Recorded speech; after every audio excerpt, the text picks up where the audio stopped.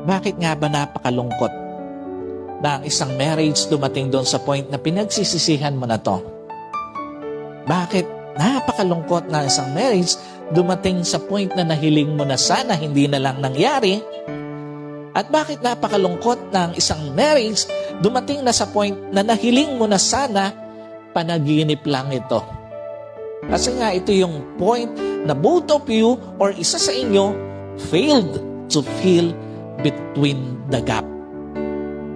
Ito yung point na sa halip na piliin yung mag-focus na punan ang pagkukulang ng isa't isa, mas nag-focus na lang kayo sa pagkukulang ng isa't isa. At ito rin yung point na sa halip na tingnan nyo na may pag-asa pa ang inyong relasyon, mas naniwala na lang kayo na wala ng pag-asa ang inyong relasyon. At again, madalas resulta to o consequence ng hindi